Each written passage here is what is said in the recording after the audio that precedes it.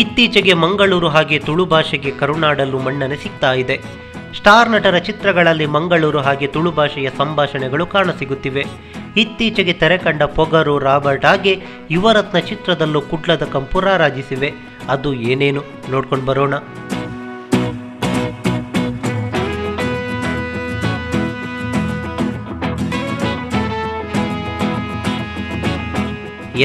February 19ರಂದು ತೆರೆಕಂಡ Pogaru ಆರಂಭದಿಂದಲೇ ಸಾಕ ಸದ್ದು ಮಾಡಿತ್ತು. ಚಿತ್ರದಲ್ಲಿ ಧ್ರುವ ಸರ್ಜಾ ಮಂಗಳೂರಿನ ನಟೋರಿಯ ಶಿವನಾಗಿ ಅಬ್ಬರಿಸಿದ್ರು. ಚಿತ್ರದುದ್ದಕ್ಕೂ ಮಂಗಳೂರು ಬೋರ್ಡ್ಗಳು, ಮಂಗಳೂರು ರಿಜಿಸ್ಟರ್ನ ವಾಹನಗಳು ರಾರಾಜಿಸಿದವು. ಆದರೆ ಚಿತ್ರದ ಆರಂಭದಲ್ಲಿ ಒಂದು ತುಳು ಸಂಭಾಷಣೆ ಬಿಟ್ಟರೆ ಬೇರೆಲ್ಲೂ ತುಳುವಿನ ಕಂಪು ಚಿತ್ರದಲ್ಲಿ ಇರಲಿಲ್ಲ. ಕತೆ ಮಂಗಳೂರಿನಲ್ಲಿ ನಡೀತಿದೆ ಎನ್ನುವುದನ್ನು ಹೊರತುಪಡಿಸಿ ಎಲ್ಲ ಆಯಾಮದಲ್ಲೂ ಪೊಗರು ಪಕ್ಕ ಬೆಂಗಳೂರು ನೇಟಿವಿಟಿಗೆ ಹೊಂದಿಕೊಳ್ಳುವ ಸಿನಿಮಾವಾಗಿತ್ತು. ಅದೇನೇ ಇರಲಿ, ಪೊಗರಿನಲ್ಲಿ ಮಂಗಳೂರು ಹೈಲೈಟ್ ಆಗಿರೋದಂತೂ ಸತ್ಯ.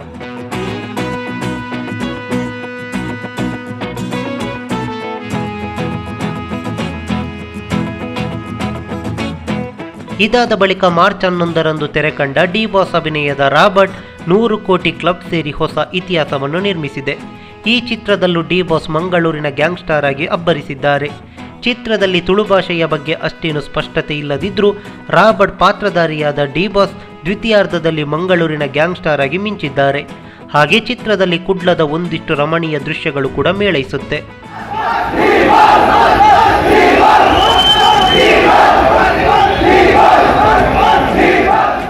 ಇನ್ನು ಏಪ್ರಿಲ್ 1ರಂದು ಬಿಡುಗಡೆಯಾದ ಯುವರತ್ನದಲ್ಲೂ ತುಳು ಮತ್ತು ಮಂಗಳೂರಿನ ಕಂಪು ಪಸರಿಸಿದೆ. ಆರಂಭದಲ್ಲಿ ಒಂದಿಷ್ಟು ತುಳು ಸಂಭಾಷಣೆಗಳು ತುಳು ಭಾಷೆಯ ಸೊಗಡಿನಲ್ಲಿ ಇಲ್ಲದೇ ಇದ್ರೂ ಅಪ್ಪು ಸರ್ ಸಿನಿಮಾದಲ್ಲೂ ತುಳು ಭಾಷೆಗೆ ಪ್ರಾಧಾನ್ಯತೆ ನೀಡಿದ್ದಾರೆ ಎನ್ನುವುದು ಸಂತಸದಾಯಕ. ಇನ್ನು ಚಿತ್ರದಲ್ಲಿನ ನಾನು ಮಂಗಳೂರಿನವ, ಶೆಟ್ಟಿ ಹುಡುಗ ಅನ್ನೋ ಸಂಭಾಷಣೆಯೊಂದು ಮಂಗಳೂರಿಗರನ್ನು ಬಡಿದೆಬ್ಬಿಸುತ್ತೆ. ಒಟ್ಟಾರೆಯಾಗಿ ಯುವರತ್ನದಲ್ಲಿ ಕುಡ್ಲದ ಕಂಪು ಕಂಗೊಳಿಸಿರೋದಂತೂ ಸತ್ಯ.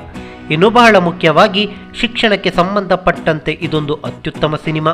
ಇನ್ನೂ ಕೂಡ ನೀವು ಸಿನಿಮಾವನ್ನು ವೀಕ್ಷಿಸಿಲ್ಲ ಅಂದರೆ ಮನೆ ಮಂದಿಯೆಲ್ಲ ಚಿತ್ರಮಂದಿರಕ್ಕೆ ಹೋಗಿ ಜೊತೆಯಾಗಿ ಕುಳಿತು ವೀಕ್ಷಿಸಿ ಆನಂದಿಸಿ.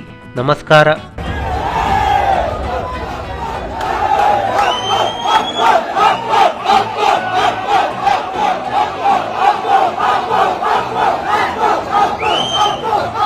ಎಲ್ಲರಿಗೂ ನಮಸ್ಕಾರ. ನಾನು ನಿಮ್ಮ ವೈಭವ್ ಪ್ರಶಾಂತ್. ಮುಂಗಾರು ಮಳೆ ಹಿಟ್ಟಾಗಿತ್ತು, ಒಂದು ತಿಂಗಳೇನಾಗಿತ್ತು.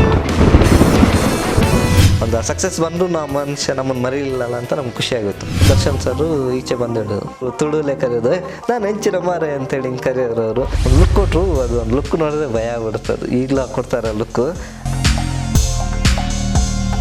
ಬುಲ್ಬುಲ್ ಸಿನಿಮಾ ವರ್ಕ್ ನಡೀತಾ ಇತ್ತು. ಮಧ್ಯಾಹ್ನ ದಿನಕರ್ ಸರ್ ಫೋನ್ ಮಾಡಿದ್ರು.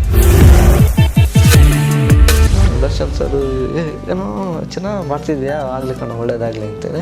ಆಯ್ತು ಬಿಡು, ಮುಹೂರ್ತಕ್ಕೆ ಬರ್ತೀನಿ ನಾನು ಅಂತಂದ್ರೆ. ಸುದೀಪ್ ಬರ್ತಾರಂತೆ. ಸುದೀಪ್ ಬರ್ತಾರೆ, ಆಯ್ತು ಬಿಡು ನಾವು ಬರ್ತೀವಿ ಅಂತಂದ್ರು. ಎಷ್ಟು ಸೀನ್ ಅವ್ರು ಅಲ್ಲೇ ನಿಂತು ಆ ಕ್ಯಾರನ್ ಒಳಗಡೆನೆ ಎದ್ದು ನಿಂತು ಅವ್ನಿಗೆ ಬಂದು ಆ ಲುಕ್ ಕೊಟ್ಟು ಇದಕ್ಕೆ ನಾವು ಅಲ್ಲಿ ಹುಚ್ಚೊಯ್ದು ಬಿಡಬೇಕು, ಹಿಂಗಿರ್ಬೇಕು ಆ ಲುಕ್ ಅಂತೇಳಿ ಅವ್ರು ಪರ್ಫಾರ್ಮ್ ಮಾಡಿ ತೋರಿಸಿದ್ರು.